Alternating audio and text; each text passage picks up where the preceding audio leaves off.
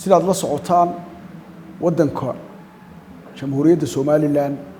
wuxuu ku jiraa waqti doorashadaas oo u aastaysan inay dhacdo 31 May sanadka 2021 doorashadaasi waa doorasho isku sidkan oo laba gole oo kii baarlamaanka iyo kii golayaasha deegaanka la dooranayo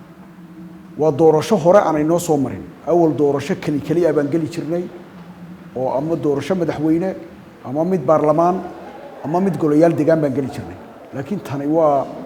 doorasho ka ballaaran ka baaxad weyn u baahan in la ilaaliyo amniga qof walba dhinaciisa uu ka qayb qaato sidoo kale qof wal oo muwaadina oo Somalilandera waxa loo baahan yahay dhinaciisa inuu xil gaar ah iska saaro ilaalinta amniga sidoo kale waxa loo baahan yahay in la ilaaliyo dhammaan tacadiyada nooc walba oo ay yihiin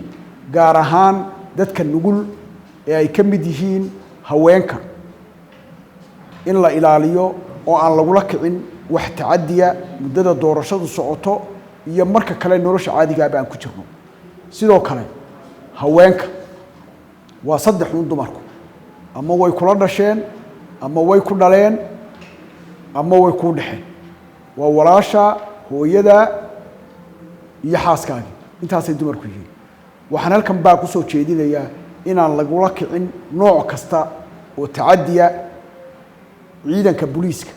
iyo ciidamada qaranka guud ahaan hay'adaha amniguna waxay heegan u yihiin nooc kasta oo tacadiya inay ka hortagaan oo ay wax ka qabtaan sharcigana ay waafajiyaan. Assalaamu calaykum wa rahmatullaahi wa barakaatuh.